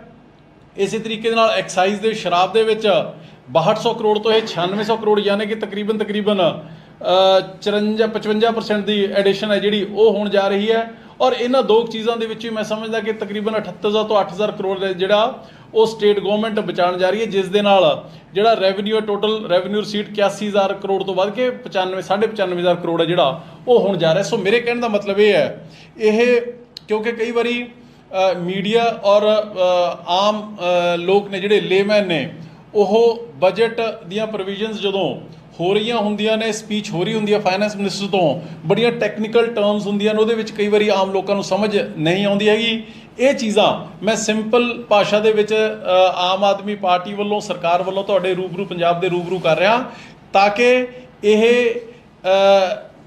हर एक व्यक्ति नूं क्योंकि जिन्हां हज़ारां लोगों तो हरपाल चीमा जी जाके उन्होंने सुझाव लैके आए थे, उन्होंने तक क्लीयर हो जाए कि हरेक व्यक्ति दे नूं, हरेक घर नूं, हरेक वर्ग नूं इस बजट दे विच, क्योंकि जनता का बजट है और 70 साल पहली बारी पेश होया, हरेक घर नूं, हरेक व्यक्ति नूं, इंडिविजुअल नूं टच किया गया तो उन्होंने बेनिफिट है जिहड़ा वो इस दे विच देण दी कोशिश की गई है। और बावजूद इस दे कि इस सारे दे सारे बजट दे विच एक नवां पैसे का भी सब तो वड्डी गल एक नवे पैसे का भी नवां टैक्स है जिहड़ा या किसी पुराने टैक्स दे विच वाधा वो नहीं किया गया है, जिहड़ी कि सचमुच काबिले तारीफ है। और उन्हां हालातां दे विच कि जद GST कॉम्पनसेशन GST मुआवजा जिहड़ा जदों 2017 दे विच GST रजीम लागू होया सीगा, उदों सेंट्रल गवर्नमेंट और GST कौंसल ने फैसला किया सीगा कि 14% कॉम्पनसेशन स्टेटां नूं मिलेगा, जिहदे तहत तकरीबन 15,000 करोड़ तो 20,000 करोड़ है जिहड़ा वो इस 5 सालों के विच मिलदा रहा है। हुण वो कॉम्पनसेशन पीरियड है जिहड़ा वो 30 जून नूं खत्म होण जा रहा है, जिस दे तहत इस साल 14-15,000 करोड़ रुपया सरकार के खजाने दे विचों वो माइनस हो जाना है और आने वाले सालों के विच ये 20 तो 21,000 करोड़ रुपया जिहड़ा ये माइनस हो जाया करेगा, घट जाया करेगा। पर क्योंकि ये गुड गवर्नेंस वाली ईमानदारी दे नाल, ईमानदारी दे सिद्धांतां दे प्रिंसीपल्स दे नाल चलण वाली अरविंद केजरीवाल जी दे दिल्ली दे मॉडल नूं अडॉप्ट करके और भगवंत मान जी दी कामयाब रहनुमाई दे हेठ इस सरकार ने पैसा जिहड़ा अजाई जा रहा सीगा वो बचाउणा भी है, तो जिथों एडिशनल रेवन्यूज़ जनरेट हो सकते हैं जिवें एक्साइज दे विचों, माइनिंग दे विचों, उन्हां चों रेवन्यू जनरेट करके असीं लोकां दा पैसा, लोकां दी कल्ली कल्ली पाई है जिहड़ी वो लोकां दियां जेबां तक पहुँचदे करन दे लई असीं वचनबद्ध हां। सो एक बार फिर तो मैं तुहाडे जरिए पंजाब दे 3.25 करोड़ लोकां नूं मुबारकबाद दिंदा कि पहली वारी उन्हां दे नाम, उन्हां दे लेखे, उन्हां दे चुने हुए नुमाइंदियां वल्लों ये बजट है उन्हां नूं समर्पित किया गया। एक सवाल है ना जी, 1000 रुपया वुमेन्स दी गारंटी सी ओदे च जिक्र है इस बजट च? नहीं, उहदे विच उहदा बजट जिहड़ा जिक्र है वो इस बजट दे विच नहीं है जी। जिवें मैं तुहानूं पहले ही दस के हटिया कि जिस तरीके की प्रीकेरियस फाइनैंशियल कंडीशन पंजाब दी अज बनी हुई है, जिस दे तहत जे आपां ਡੈਟ ਦੀ ਗੱਲ ਕਰ ਲਈਏ, ਕਰਜ਼ੇ ਦੀ ਗੱਲ ਕਰ ਲਈਏ, ਤਾਂ ਸਾਰੇ ਮੁਲਕ ਨਾਲੋਂ ਕਰਜ਼ਾ ਪੰਜਾਬ ਦੇ ਸਿਰ ਵੱਧ ਹੈ। ਸਭ ਤੋਂ ਵੱਧ ਕਮਿਟਡ ਲਾਇਬਿਲਿਟੀਜ਼ ਦੇ ਵਿੱਚ ਜੇ ਕਿਤੇ ਖਰਚਾ ਹੋ ਰਿਹਾ ਹੈ ਤਾਂ ਉਹ ਪੰਜਾਬ ਦੇ ਵਿੱਚ ਹੋ ਰਿਹਾ ਹੈ। ਤੇ ਹਰ ਸਾਲ, ਇਸ ਸਾਲ 15-16 ਹਜ਼ਾਰ ਕਰੋੜ ਰੁਪਇਆ, ਆਉਣ ਵਾਲੇ ਸਾਲਾਂ ਦੇ ਵਿੱਚ 20 ਤੋਂ 21 ਹਜ਼ਾਰ ਕਰੋੜ ਰੁਪਇਆ ਹਰ ਸਾਲ ਘਟ ਜਾਇਆ ਕਰਨਾ ਹੈ, ਸਿਰਫ GST ਕੰਪਨਸੇਸ਼ਨ ਖਤਮ ਹੋਣ ਦੀ ਵਜ੍ਹਾ ਕਰਕੇ। ਦੇਖੋ, ਪਲੀਜ਼ ਟਰਾਈ ਟੂ ਅੰਡਰਸਟੈਂਡ, ਜਿਹੜਾ ਪੈਸੇ ਦਾ ਕੰਮ ਤਾਂ ਪੈਸੇ ਨੇ ਕਰਨਾ ਜੀ। ਅਲਟੀਮੇਟਲੀ ਜਦੋਂ ਤੱਕ ਪੈਸਾ ਆਏਗਾ ਨਹੀਂ, ਉਦੋਂ ਤੱਕ ਉਹ ਲੋਕਾਂ ਤੱਕ ਜਾਏਗਾ ਕਿਵੇਂ? ਅਸੀਂ ਇਹਨਾਂ ਹਾਲਾਤਾਂ ਦੇ ਵਿੱਚ, ਤੁਸੀਂ ਪਲੀਜ਼ ਐਪਰੀਸ਼ੀਏਟ ਕਿ ਇਹਨਾਂ ਹਾਲਾਤਾਂ ਦੇ ਵਿੱਚ ਜਦ ਇੰਨੀ ਵੱਡੀ ਭਾਰੀ ਕਰਜ਼ੇ ਦੀ ਪੰਡ ਹੈ ਔਰ ਹੋਰ ਵਧਣ ਜਾ ਰਹੀ ਹੈ ਉਹ, ਕਿਉਂਕਿ GST ਕੰਪਨਸੇਸ਼ਨ ਬੰਦ ਹੋ ਜਾਣਾ ਹੈ, ਉਹਨਾਂ ਹਾਲਾਤਾਂ ਦੇ ਵਿੱਚ ਅਸੀਂ ਸਾਰੀਆਂ ਦੇ ਸਾਰੀਆਂ ਸਬਸਿਡੀਜ਼ ਪਹਿਲਾਂ ਵਾਲੀਆਂ, ਚਾਹੇ ਉਹ ਐਗਰੀਕਲਚਰ ਸੈਕਟਰ ਨੂੰ ਹੋਵੇ, ਚਾਹੇ ਉਹ SCBC ਸੈਕਟਰ ਨੂੰ ਹੋਵੇ, ਚਾਹੇ ਉਹ ਇੰਡਸਟਰੀਅਲ ਸੈਕਟਰ ਨੂੰ ਹੋਵੇ, ਅਸੀਂ ਉਹ ਕੰਟੀਨਿਊ ਕਰ ਰਹੇ ਹਾਂ। ਨਵਾਂ ਟੈਕਸ ਕੋਈ ਅਸੀਂ ਲਗਾ ਨਹੀਂ ਰਹੇ। 300 ਯੂਨਿਟ ਬਿਜਲੀ ਹੈ ਜਿਹੜੀ, ਉਹ ਅਸੀਂ ਅਗਲੇ ਮਹੀਨੇ ਤੋਂ, ਅੱਜ ਤੋਂ 4 ਦਿਨ ਬਾਅਦ, ਉਹ ਅਸੀਂ ਸ਼ੁਰੂ ਕਰਨ ਜਾ ਰਹੇ ਹਾਂ। ਇਹ ਜਿਹੜੀ ਤੁਹਾਡੀ 1000 ਰੁਪਏ ਵਾਲੀ ਗੱਲ ਹੈ, ਇਹ ਅਰਵਿੰਦ ਕੇਜਰੀਵਾਲ ਜੀ ਦੀ ਗਰੰਟੀ ਹੈ, ਭਗਵੰਤ ਮਾਨ ਜੀ ਦੀ ਗਰੰਟੀ ਹੈ। ਤੇ ਆਉਣ ਵਾਲੇ ਸਮੇਂ ਦੇ ਵਿੱਚ ਜਿਵੇਂ ਹੀ ਫਾਈਨੈਂਸ਼ੀਅਲ ਕੰਡੀਸ਼ਨ ਪੰਜਾਬ ਦੀ ਥੋੜ੍ਹੀ ਜਿਹੀ ਵੀ ਸੁਧਰਦੀ ਹੈ, ਇਹ ਵਾਅਦਾ ਅਸੀਂ ਆਪਣੀਆਂ ਮਾਵਾਂ, ਭੈਣਾਂ, ਬੇਟੀਆਂ ਦੇ ਨਾਲ ਨਿਭਾਉਣ ਦੇ ਲਈ 100% ਵਚਨਬੱਧ ਹਾਂ। ਅਮਨ ਜੀ, ਇਹ ਐਜੂਕੇਸ਼ਨ ਆਪੋਜੀਸ਼ਨ ਲਗਾ ਰਿਹਾ ਹੈ ਕਿ ਹੁਣ ਸਟੇਟ ਦੀ ਜਿਹੜੀ ਪ੍ਰੀਕੇਰੀਅਸ ਫਾਈਨੈਂਸ਼ੀਅਲ ਕੰਡੀਸ਼ਨ ਹੈ, ਉਸ ਦਾ ਬਹਾਨਾ ਲਗਾ ਕੇ ਆਮ ਆਦਮੀ ਪਾਰਟੀ, ਖਾਸ ਕਰ ਜਿਹੜਾ 1000 ਰੁਪਏ ਵਾਲਾ ਪ੍ਰੋਮਿਸ ਸੀ, ਉਸ ਨੂੰ ਡਿਲੇ ਕਰ ਰਹੀ ਹੈ। ਵਾਈਟ ਪੇਪਰ ਨੂੰ ਕਹਿ ਰਹੇ ਕਿ ਵਾਈਟ ਪੇਪਰ ਨਹੀਂ ਹੈ, ਇਹ ਆਈ ਵਾਸ਼ ਹੈ ਕਿ ਜਿਹੜੀ ਫਾਈਨੈਂਸ਼ੀਅਲ ਕੰਡੀਸ਼ਨ ਦਾ ਹਵਾਲਾ ਦੇ ਕੇ ਅਸੀਂ ਜਿਹੜੇ ਪ੍ਰੋਮਿਸ ਸੀਗੇ ਉਹਨੂੰ ਜਿਹੜਾ ਹੈ ਲਿੰਗਰ ਔਨ ਕਰ ਸਕੀਏ। ਮੈਂ ਅੱਜ ਆਪੋਜੀਸ਼ਨ ਦੇ sir Pratap Singh ji Bajwa, leader of opposition ਨੂੰ ਇੱਕ ਚੈਨਲ ਦੇ ਉੱਪਰ ਦੇਖ ਰਿਹਾ ਸੀਗਾ। ਉਹ ਕਹਿ ਰਹੇ ਸੀਗੇ ਕਿ ਕਿੱਥੋਂ ਕਰ ਦੇਣਗੇ ਇਹ, ਇਹਨਾਂ ਕੋਲ ਤਾਂ ਜ਼ਹਿਰ ਖਾਣ ਦੇ ਪੈਸੇ ਨਹੀਂ। ਮੈਨੂੰ ਹਾਸਾ ਵੀ ਆ ਰਿਹਾ ਸੀਗਾ, ਰੋਣਾ ਵੀ ਆ ਰਿਹਾ ਸੀਗਾ ਕਿ ਬਿਲਕੁਲ ਠੀਕ ਕਹਿ ਰਹੇ ਨੇ ਉਹ। ਇਹ ਹਾਲਾਤ ਪੰਜਾਬ ਦੇ ਕਰਕੇ ਤਾਂ ਉਹ ਲੋਕ ਗਏ ਨੇ, ਤੇ ਹੁਣ ਜਦੋਂ ਪੰਜਾਬ ਦੇ ਵਿੱਚ ਇੱਕ ਇਮਾਨਦਾਰ ਸਰਕਾਰ ਆਈ ਹੈ, ਤੇ ਹੁਣ ਉਹਨਾਂ ਨੂੰ ਫਿਕਰ ਪੈ ਰਿਹਾ ਹੈ ਕਿ ਇਹੋ ਜਿਹੇ ਹਾਲਾਤ ਕੀਤੇ ਜਾਣ ਦੇ ਬਾਵਜੂਦ ਵੀ ਪੰਜਾਬ ਨੂੰ ਪ੍ਰਗਤੀ ਦੀਆਂ ਲੀਹਾਂ ਦੇ ਉੱਪਰ ਕਿਵੇਂ ਪੰਜਾਬ ਦੀ ਆਮ ਆਦਮੀ ਪਾਰਟੀ ਦੀ ਸਰਕਾਰ, ਮਾਨ ਸਾਹਿਬ ਦੀ ਸਰਕਾਰ ਲੈ ਕੇ ਜਾ ਰਹੀ ਹੈ, ਇਹ ਉਹਨਾਂ ਤੋਂ ਪਹੁੰਚਾਇਆ ਨਹੀਂ ਜਾ ਰਿਹਾ। ਜੇ ਇਹਦੇ ਬਾਰੇ ਗੱਲ ਕਰਨੀ ਹੈ ਤਾਂ ਮੈਂ ਸਮਝਦਾ ਕਿ ਇੱਕ ਜਿਹੜਾ ਵਾਈਟ ਪੇਪਰ ਪਰਸੋਂ ਪੰਜਾਬ ਦੇ ਫਾਈਨੈਂਸਿਸ ਦੇ ਉੱਪਰ, ਜਿਸ ਦੇ ਵਿੱਚ 1980-81 ਤੋਂ ਖਾਕਾ ਹੈ ਜਿਹੜਾ, ਉਹ ਪੇਸ਼ ਪੰਜਾਬ ਸਰਕਾਰ ਨੇ ਕੀਤਾ ਹੈ, ਹਰਪਾਲ ਚੀਮਾ ਜੀ ਨੇ, ਇਹਦੇ ਉੱਪਰ ਬਹਿਸ ਕਰ ਲੈਣ ਤੇ ਪਤਾ ਲੱਗ ਜਾਏਗਾ ਕਿ ਇਹਨਾਂ ਹਾਲਾਤਾਂ ਦੇ ਲਈ ਜ਼ਿੰਮੇਵਾਰ ਕੌਣ ਹੈ। ਮੇਰੇ ਕਹਿਣ ਦਾ ਮਤਲਬ ਹੈ ਕਿ ਅਸੀਂ ਉਹ ਜੋ ਮਰਜ਼ੀ ਕਹੀ ਜਾਣਾ, ਦੈਟ ਡਜ਼ ਨਾਟ ਮੈਟਰ। ਸਵਾਲ ਇਹ ਹੈ ਕਿ ਹਾਲਾਤ ਅੱਜ ਪੰਜਾਬ ਦੇ ਸਭ ਤੋਂ 1900 ਜਦੋਂ ਪੰਜਾਬ ਰੀਆਰਗੇਨਾਈਜ਼ ਹੋਇਆ ਹੈ ਤੇ ਪੰਜਾਬ ਦੇ ਵਿੱਚੋਂ ਹਿਮਾਚਲ ਤੇ ਹਰਿਆਣਾ ਨਿਕਲੇ ਸੀਗੇ, ਅੱਜ ਉਹ ਸਟੇਟਾਂ ਨੇ ਜਿਹੜੀਆਂ ਉਹ ਪੰਜਾਬ ਨੂੰ ਹਰ ਪੈਰਾਮੀਟਰ ਦੇ ਵਿੱਚ ਉਹ ਪਿੱਛੇ ਛੱਡ ਚੁੱਕੀਆਂ। ਇਹਦੇ ਲਈ ਜ਼ਿੰਮੇਵਾਰ ਕੌਣ ਹੈ? ਸੋ ਮੇਰੇ ਕਹਿਣ ਦਾ ਮਤਲਬ ਇਹ ਹੈ ਕਿ ਉਹ ਜਿਹੜਾ ਕਾਂਗਰਸ ਪਾਰਟੀ ਦਾ ਜਾਂ ਅਕਾਲੀ ਦਲ ਦਾ ਜਾਂ ਜਿਹੜੇ ਸੋ ਕਾਲਡ ਵਿਰੋਧੀ ਤੁਸੀਂ ਗੱਲ ਕਰਦੇ ਹੋ, ਉਹਨਾਂ ਦੇ ਮਾਡਲ ਨੇ, ਉਹਨਾਂ ਦੀਆਂ ਪਾਰਟੀਆਂ ਦੇ ਮਾਡਲ ਨੇ ਪੰਜਾਬ ਨੂੰ ਅੱਜ ਸਭ ਤੋਂ ਨਿਚਲੇ ਪਾਇਦਾਨ ਦੇ ਉੱਪਰ ਪਹੁੰਚਾ ਦਿੱਤਾ। ਮੇਰੀ ਉਹਨਾਂ ਨੂੰ ਹੱਥ ਬੰਨ੍ਹ ਕੇ ਬੇਨਤੀ ਹੈ ਕਿ ਕਿਰਪਾ ਕਰਕੇ, ਸਾਨੂੰ ਸਿਰਫ 100 ਦਿਨ ਹੋਏ ਨੇ, ਅਸੀਂ ਤੁਹਾਡੇ ਵਾਂਗੂ ਨਹੀਂ ਹੈਗੇ ਕਿ ਅਖੀਰਲੇ 100 ਦਿਨਾਂ 'ਚ ਕੰਮ ਕਰਦੇ ਹਾਂ। ਸਾਡੀ ਸਰਕਾਰ ਫਰੋਮ ਡੇ 1 ਕੰਮ ਕਰ ਰਹੀ ਹੈ, ਤੇ ਜਿਹੜੀਆਂ ਉਹ ਚੀਜ਼ਾਂ ਕਹਿ ਰਹੇ ਨੇ, ਇਹ ਚਾਹੇ 1000 ਰੁਪਏ ਦੀ ਗੱਲ ਹੈ, 1000 ਰੁਪਏ ਤੋਂ ਇਲਾਵਾ ਹੋਰ ਦੱਸੋ ਪੈਂਡਿੰਗ ਕੀ ਰਹਿ ਗਿਆ ਜੀ? ਆਉਣ ਵਾਲੇ ਦਿਨਾਂ ਦੇ ਵਿੱਚ ਇਹ ਵੀ ਇਨ ਬਿਨ ਲਾਗੂ ਕੀਤਾ ਜਾਏਗਾ। ਰੈਵਨਿਊ ਜਨਰੇਸ਼ਨ ਦੀ ਗੱਲ ਕਰਦੇ ਹਾਂ ਹਾਂਜੀ, ਕਹਿ ਰਹੇ ਕਿ ਰੈਵਨਿਊ ਜਨਰੇਟ ਕਰਨ ਨੂੰ ਲੈ ਕੇ ਜਿਸ ਤਰੀਕੇ ਦੇ ਪ੍ਰੋਮਿਸ ਆਮ ਆਦਮੀ ਪਾਰਟੀ ਕਰਦੀ ਸੀ ਪਹਿਲੇ ਕਿ ਅਸੀਂ ਰੈਵਨਿਊ ਜਨਰੇਟ ਕਰਾਂਗੇ ਮਾਈਨਿੰਗ ਤੋਂ, ਲੀਕਰ ਤੋਂ, ਹੋਰ ਚੀਜ਼ਾਂ ਨੇ, ਉਸ ਨੂੰ ਲੈ ਕੇ ਜਿਹੜਾ ਹੈ ਕੋਈ ਕਲੀਅਰ ਏਜੰਡਾ ਜਿਹੜਾ ਨਜ਼ਰ ਨਹੀਂ ਆ ਰਿਹਾ ਆਮ ਆਦਮੀ ਪਾਰਟੀ ਸਰਕਾਰ ਦਾ। ਮੇਰਾ ਸਵਾਲ ਇਹਨਾਂ ਦੀ ਐਡ ਹੈ, ਇਹਨਾਂ ਦੀ ਐਡ ਹੈ ਕਿ ਇੱਕ ਚੀਜ਼ ਨੂੰ ਕਿਸੇ ਵੀ ਸਟੇਟ ਦੀ ਇੱਕ ਰੈਵਨਿਊ ਜਨਰੇਸ਼ਨ ਦਾ ਇੱਕ ਪਾਰਟ ਹੁੰਦਾ ਹੈ ਕਿ ਚਾਹੇ ਮਾਈਨਿੰਗ ਹੋਏ, ਲੀਕਰਸ ਹੋ और GST कलेक्शन ਦੀ ਡਿਪੈਂਡ ਕਰ। क्या कोई ऐसा ਹੁਣ ਚਲੋ ਇੱਕ ਟੀਮ ਨੇ ਸੋਚਿਆ ਹੈ ਕਿ ਆਪਾਂ ਇਨ ਤਿੰਨ ਚੀਜ਼ਾਂ ਖਾਸ ਕਰ ਮਾਈਨਿੰਗ ਦੀ ਗੱਲ ਕਰੀਏ, ਲੀਕਰਸ ਦੀ ਗੱਲ ਕਰੀਏ, GST ਕਲੈਕਸ਼ਨ ਤੋਂ ਚੀਜ਼ਾਂ ਦੱਸੇ ਵੀ ਟਾਰਗੇਟ ਹੈ ਸਾਡਾ, ਕੁਝ ਪਾਰਟ ਹੈਗਾ ਵੀ ਸਟੇਟ ਜਨਰੇਟ ਕਿੱਥੋਂ ਕਰੇ? ਮੈਂ ਤੁਹਾਨੂੰ ਤਿੰਨ ਚੀਜ਼ਾਂ ਦੱਸ ਦਿੱਤੀਆਂ ਜੀ, ਮੈਂ ਦੁਬਾਰਾ ਰਿਪੀਟ ਕਰਦਾ। ਜਿਹੜੀ GST ਦੀ ਕਲੈਕਸ਼ਨ ਹੈ ਉਹ ਪਿਛਲੇ ਸਾਲ 16,200 ਕਰੋੜ ਸੀਗੀ। ਅਸੀਂ ਇਸੇ ਇੱਕ ਸਾਲ ਦੇ ਵਿੱਚ ਉਹਨੂੰ 20,550 ਕਰੋੜ, ਯਾਨੀ ਕਿ ਤਕਰੀਬਨ 4300 ਕਰੋੜ ਰੁਪਇਆ ਹੋਰ ਐਡੀਸ਼ਨਲ ਅਸੀਂ ਟਾਰਗੇਟ ਕਰ ਰਹੇ ਹਾਂ ਕਿ 4300 ਕਰੋੜ ਰੁਪਏ ਸਿਰਫ ਔਰ ਸਿਰਫ GST ਤੋਂ ਅਸੀਂ ਐਡੀਸ਼ਨਲ ਕਮਾਵਾਂਗੇ, ਜਿਹੜਾ ਕਿ 27% ਹੈ। 27% ਇਨਕਰੀਜ਼ ਹੈ, ਨੰਬਰ 1। ਨੰਬਰ 2, ਐਕਸਾਈਜ਼ ਸ਼ਰਾਬ ਦੇ ਵਿੱਚੋਂ ਲਾਸਟ ਈਅਰ ਇਹਨਾਂ ਨੇ ਜ਼ੋਰ ਮਾਰ ਕੇ 6200 ਕਰੋੜ ਤੱਕ ਲੈ ਕੇ ਗਏ ਸੀਗੇ। ਅਸੀਂ ਇਸ ਸਾਲ ਟਾਰਗੇਟ ਕਰ ਰਹੇ ਹਾਂ ਇਹਨਾਂ 9 ਮਹੀਨਿਆਂ ਦੇ ਵਿੱਚ ਇਹ 9648 ਕਰੋੜ, ਯਾਨੀ ਕਿ 55% ਦਾ ਐਡੀਸ਼ਨਲ ਇਨਕਰੀਜ਼ ਹੈ ਜਿਹੜਾ ਉਹ ਅਸੀਂ ਟਾਰਗੇਟ ਕਰ ਰਹੇ ਹਾਂ ਕਿ ਅਸੀਂ ਅਚੀਵ ਕਰਾਂਗੇ। ਇਹਨਾਂ ਦੋ ਚੀਜ਼ਾਂ ਦੇ ਵਿੱਚ 7800 ਕਰੋੜ ਦੀ ਜਨਰੇਸ਼ਨ ਹੈ ਜਿਹੜੀ ਉਹ ਹੁਣ ਜਾਰੀ ਹੈ। ਹਜੇ ਜਿਹੜਾ ਮਾਈਨਿੰਗ ਦਾ ਪਿਛਲੇ ਸਾਲ ਇਹਨਾਂ ਨੇ ਜ਼ੋਰ ਮਾਰ ਕੇ 137 ਕਰੋੜ ਹੈ ਜਿਹੜਾ ਉਹ ਅਚੀਵ ਕੀਤਾ ਸੀਗਾ। ਅਸੀਂ ਰਫਲੀ ਇਸ ਸਾਲ ਦੇ ਵਿੱਚ, ਕਿਉਂਕਿ ਹਜੇ ਮਾਈਨਿੰਗ ਦੀ ਪਾਲਿਸੀ ਜਿਹੜੀ ਉਹ ਬਣ ਰਹੀ ਹੈ, ਉਹ ਇੰਨਾ ਕੁ ਮੈਸਅਪ ਇੰਨਾ ਇਹ ਕਰਕੇ ਗਏ ਨੇ, ਇੰਨੇ ਕੁ ਮਾਫੀਆਜ਼ ਕ੍ਰੀਏਟ ਕਰਕੇ ਗਏ ਨੇ ਕਿ ਜਦੋਂ ਹੀ ਸਰਕਾਰ ਪਿਛਲੇ ਦਿਨਾਂ ਦੇ ਵਿੱਚ ਤੁਸੀਂ ਦੇਖਿਆ ਕਿ ਪਰਚੇ ਬਹੁਤ ਹੋਏ ਨੇ ਜਿਹੜੇ ਇਲੀਗਲ ਮਾਈਨਿੰਗ ਕਰਦੇ ਸੀਗੇ। ਕਾਂਗਰਸ ਦੇ ਇੱਕ ਐਮਐਲਏ ਐਕਸ ਐਮਐਲਏ ਜੋਗਿੰਦਰਪਾਲ ਦੇ ਉੱਪਰ ਇਲੀਗਲ ਮਾਈਨਿੰਗ ਕਰਨ ਦਾ ਪਰਚਾ ਦਰਜ ਹੋਇਆ। ਜਦੋਂ ਜਿੰਨੀ ਸਰਕਾਰ ਚੂੜੀ ਕੱਸਦੀ ਹੈ ਇਲੀਗਲ ਮਾਈਨਿੰਗ ਵਾਲਿਆਂ ਦੀ, ਉਹ ਆਪਰੇਸ਼ਨਸ ਬੰਦ ਹੋ ਜਾਂਦੇ ਨੇ, ਜਿਹਦੀ ਵਜ੍ਹਾ ਕਰਕੇ ਰੇਟਸ ਨੇ ਉਹ ਵਧਣੇ ਸ਼ੁਰੂ ਹੋ ਜਾਂਦੇ ਨੇ ਤੇ ਉਹਦੇ ਨਾਲ ਆਮ ਲੋਕ ਨੇ ਜਿਹੜੇ ਕਾਮਨ ਮੈਨ ਹੈ ਜਿਹੜਾ ਉਹ ਇਫੈਕਟ ਹੁੰਦਾ ਹੈ। ਪਰ ਆਲ ਸੈਡ ਐਂਡ ਡਨ ਇਹਦੇ ਵਿੱਚ ਵੀ ਜਿਹੜਾ ਇਹਨੇ 137 ਕਰੋੜ ਰੁਪਇਆ ਲਾਸਟ ਈਅਰ ਜ਼ੋਰ ਮਾਰ ਕੇ ਕਾਂਗਰਸੀ ਸਰਕਾਰ ਨੇ ਜਨਰੇਟ ਕੀਤਾ ਸੀਗਾ, ਇਹਦੇ ਤੋਂ ਤਕਰੀਬਨ 350 ਕਰੋੜ ਹੈ ਜਿਹੜਾ ਉਹ ਇਸ ਸਾਲ ਜਨਰੇਟ ਹੋਏਗਾ। ਸੋ ਮੇਰੇ ਕਹਿਣ ਦਾ ਮਤਲਬ ਹੈ ਕਿ ਹਰ ਚੀਜ਼ ਦੇ ਉੱਪਰ ਕੰਮ ਹੈ ਜਿਹੜਾ ਉਹ ਬੜੀ ਬਾਰੀਕੀ ਦੇ ਨਾਲ ਕੀਤਾ ਗਿਆ।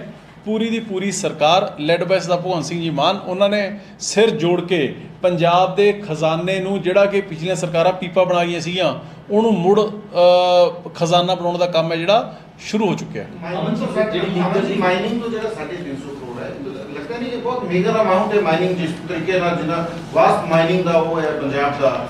ਦੇਖੋ ਇਸ ਤਰ੍ਹਾਂ ਕਿ ਕੰਪੇਅਰ ਕਰਕੇ ਦੇਖੀਏ, ਨਵਜੋਤ ਸਿੱਧੂ ਦਾ ਹਜ਼ਾਰਾਂ ਕਰੋੜਾਂ ਦੀ ਮਾਈਨਿੰਗ ਦੀ ਕੇ ਰੈਵਨਿਊ ਦੀ ਗੱਲ ਕਰਦੇ ਸੀ। ਨਹੀਂ, ਦੇਖੋ ਨਵਜੋਤ ਸਿੰਘ ਸਿੱਧੂ ਜੀ ਕੀ ਕਰਦੇ ਸੀਗੇ, ਪਰ ਉਹ ਕਰਾ ਤਾਂ ਨਹੀਂ ਨਾ ਸਕੇ ਹੈਗੇ।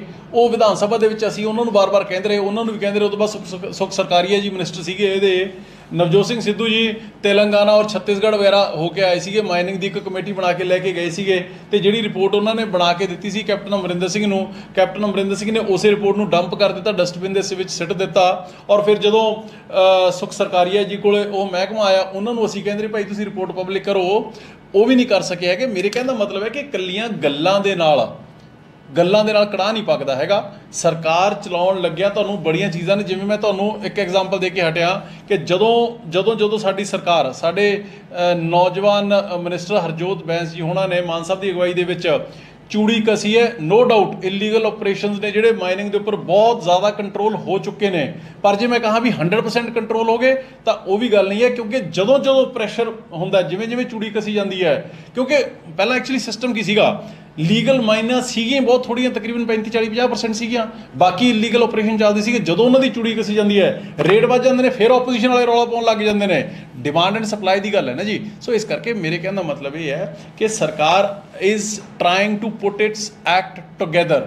ਸਰਕਾਰ ਕੜੀ ਨਾਲ ਕੜੀ ਜੋੜ ਕੇ, ਤਾਂ ਕਿ ਲੋਕਾਂ ਦਾ ਹੱਕ ਹਲਾਲ ਦੀ ਕਮਾਈ ਹੈ ਜਿਹੜੀ ਹੁਣ ਤੱਕ ਲੀਡਰਾਂ ਅਫਸਰਾਂ ਦੇ ਮਾਫੀਆ ਦੇ ਘਰੇ ਜਾ ਰਹੀ ਸੀਗੀ, ਉਹਨੂੰ ਇਮਾਨਦਾਰੀ ਦੇ ਨਾਲ ਖਜ਼ਾਨੇ ਦੇ ਵਿੱਚ ਲੈ ਕੇ ਆਈਏ। ਔਰ ਇਹਦੇ ਨਾਲ ਇਮੀਡੀਏਟਲੀ ਲੋਕਾਂ ਦੇ ਉੱਪਰ ਵੀ ਕਿਸੇ ਗੱਲ ਦਾ ਬੋਝ ਨਾ ਪਵੇ। ਜਦੋਂ ਤੁਸੀਂ ਇਹਨਾਂ ਦੇ ਵਿੱਚ ਫਾਈਨ ਬੈਲੈਂਸਿੰਗ ਐਕਟ ਕਰਨਾ ਹੁੰਦਾ ਨਾ ਜੀ, ਉਦੋਂ ਤੁਹਾਨੂੰ ਕਈ ਚੀਜ਼ਾਂ ਕੰਸੀਡਰ ਕਰਨੀਆਂ ਪੈਂਦੀਆਂ ਨੇ, ਤੁਹਾਨੂੰ ਪਿਕਚਰ ਪੂਰੇ ਫਰੇਮ ਦੇ ਵਿੱਚ ਦੇਖਣੀ ਪੈਂਦੀ ਹੈ।